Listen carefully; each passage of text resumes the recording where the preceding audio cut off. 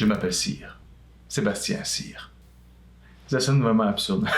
Bonjour à tous mes amis, je suis Sébastien et aujourd'hui je suis habillé proprement pour parler de cette dernière incarnation de Daniel Craig dans le rôle de James Bond pour le film No Time to Die, réalisé par Cary Joji Fukunaga. James Bond n'est plus dans le service actif, il a pris sa retraite avec sa compagne Madeleine. Il mène une vie paisible. Cependant, James Bond est forcé de sortir de sa retraite lorsque son ancien collègue de la CIA, Felix Leiter, rentre en contact avec lui pour lui offrir une mission très spéciale, celle de retrouver un scientifique qui possède une technologie ultra sophistiquée qui peut anéantir le monde. James Bond va être obligé de reprendre du service actif. La piste va le conduire vers un certain Safin qui veut se servir de cette technologie à des fins machiavéliques. En sortant de la salle, j'étais rempli de nostalgie à l'idée que ça va être la dernière fois qu'on va voir Daniel Craig dans le rôle de James Bond. C'est un film très très long, 2h43 minutes pour être exact, et très chargé comme film. Je n'irai pas jusqu'à dire que No Time to Die est le meilleur James Bond qui a été fait. C'est nettement supérieur à Spectre, mais moins bon que Skyfall. Ça se trouve entre les deux. C'est rempli d'humour, c'est tragique, c'est émouvant. C'est un film qui conclut de façon noble le personnage de James Bond et son cercle. Il offre un aspect beaucoup plus humain au personnage qu'on avait vu dans Casino Royale. On a vu un grand cheminement au niveau de son personnage, autant au niveau de l'assassin qu'il était, jusqu'à sa rencontre avec Madeleine, qui l'a transformé, qui est devenu une meilleure personne. Il a fait vivre une différente gamme d'émotions, autant la colère, la tristesse, le chagrin, le désespoir. On passe à travers d'innombrables émotions à travers ce personnage qu'il a créé. Et il s'est dévoué corps et âme au personnage. Bien sûr, j'ai adoré le personnage qu'a incarné Sean Connery, j'ai aimé l'incarnation de Roger Moore, et bien sûr le côté plus sérieux de Timothy Dalton, malgré qu'il ait tourné que 2 James Bond. Mais celui-ci reste le plus fidèle selon moi et le plus réaliste des James Bond. Et Daniel Craig, mon Dieu, il va me manquer dans le rôle de l'agent secret. C'était vraiment un acteur formidable dans le film et il s'est vraiment surpassé sur celui-ci. Bien sûr, il va y avoir un autre acteur qui va prendre le relève plus tard, mais ça va être très difficile de se détacher de sa performance qu'il a donnée. C'est vraiment la meilleure qu'il a donnée. Avec Léa Seydoux dans le rôle de Madeleine Swann, j'ai vraiment trouvé formidable cette actrice-ci. Toute l'intrigue de No Time to Die est concentrée principalement sur celle de Madeleine Swann, sur son passé. Elle garde un lourd secret bien gardé. C'est ce qui fait que l'intrigue est aussi chargée. J'adore principalement la cinématographie du film. Elle est fantastique. L'utilisation de couleurs pourpres pour donner du contraste avec l'éclairage.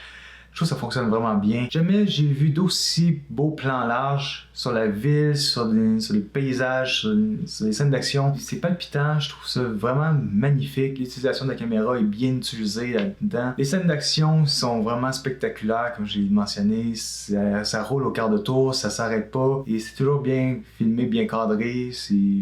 C'est vraiment palpitant. Il y a beaucoup de références à des vieux James Bond et bien sûr un beau clin d'œil qu'on voit bien sûr dans la bande-annonce.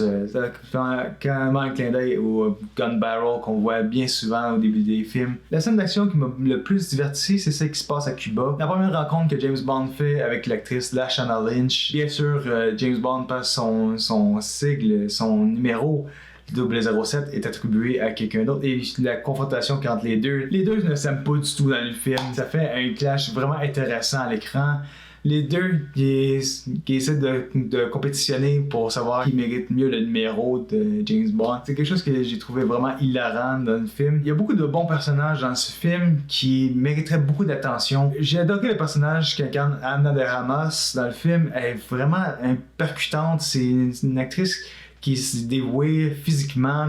C'est pas une femme en détresse qui a besoin de James Bond pour se sortir de son pétrin. C'est une femme forte qui n'a même pas besoin de James Bond pour se défendre, elle sait combattre. Même Lashana Lynch, c'est une actrice vraiment intéressante dans son rôle. J'ai adoré la complicité qu'il y avait entre Daniel Craig et elle, c'est vraiment de toute beauté. C'est dommage que ce soit le dernier film de James Bond parce que j'aurais tellement aimé voir ces personnages se développer au fil du temps et malheureusement, on n'aura peut-être pas l'occasion de voir cette belle opportunité-là. Ce que j'ai encore plus aimé avec No Time to Die, c'est bien sûr la musique de Hans Zimmer qui nous épate, nous émeut. Je crois que pour le compositeur, c'est l'expérience de sa vie qu'il a vécue. Lorsque j'ai écouté sa musique pour le film Inception, on sentait une vibe à la James Bond, qu'on s'est dit, on aimerait tellement ça entendre pour la première fois Hans Zimmer composer une musique pour James Bond. Et j'ai été vraiment épaté. Lorsque j'ai entendu la musique de Hans Zimmer, elle est très reconnaissable. On sent la touche émotionnelle qui emploie trop souvent dans les films, mais qui réussit toujours bien. À chaque fois que j'entends la musique de Hans Zimmer, ça vient toujours me chercher des émotions. La musique de Billie Eilish qui fonctionne vraiment bien avec la thématique du film, avec la trahison, le passé qui nous hante et les liens familiaux qui s'incrustent. Ça fonctionne parfaitement avec le ton du film. J'ai aimé la scène d'ouverture avec la musique qui jouait. C'était vraiment le ton au film. Bien sûr, le film ne vient pas sans défaut, bien entendu. Avec une durée de 2h45 minutes, le film sent très chargé. Il se passe énormément de choses dans le film qui, malheureusement, alourdit le film.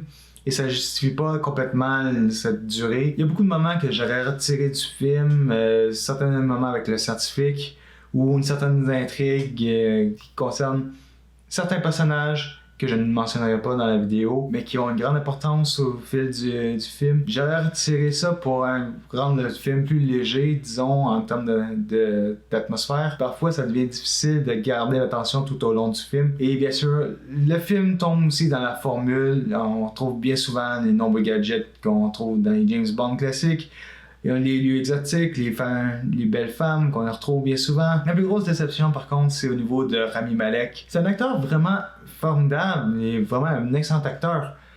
Mais dans le rôle de Safin, j'ai trouvé très mince en termes de méchant. J'ai trouvé fade. Je trouve que ses motivations sont très douteuses et très classiques des méchants de James Bond qu'on a vu dans d'autres films. Ici, il ressemble beaucoup plus à Ernst Stavro Blofeld ou bien encore à Dominic Green, des méchants trop généraux, trop classiques. J'aurais aimé qui se distingue plus de d'autres méchants comme Silva ou bien le Chiffre qu'on a vu dans Casino Royale et dans Skyfall. Il y a une allure menaçante, son visage défiguré, son masque. Ça fait des motivations trop de mégalomane. Il y a un trop grand complexe de Dieu qui fait en sorte que ça le met dans la catégorie des méchants trop classiques des James Bond. Et ça, c'est dommage. Le film en soi est excellent. J'ai aimé du début à la fin. Certes, le film est trop long par un moment. J'aurais aimé qu'il y ait certaines scènes qui soient réduites pour donner un ton, une durée plus convenable. Néanmoins, le film conclut avec une note satisfaisante la saga de Daniel Craig qu'on a vu. Je pense que l'ombre de Daniel Craig va pas mal rester longtemps dans les mémoires des gens et ça va être un peu difficile de s'en détacher. Au mois de novembre, je compte faire un spécial James Bond pour conclure la boucle avec No Time to Die. Je pense que c'est une bonne façon de commémorer le personnage qu'a incarné Daniel Craig au fil des 15 dernières années. C'est tout ce que j'avais à dire sur No Time to Die. Je vous remercie beaucoup d'avoir regardé ma vidéo et si vous avez aimé, abonnez-vous à ma chaîne et on se retrouve pour une prochaine capsule vidéo. Comme toujours, je vous souhaite à vous tous bon cinéma.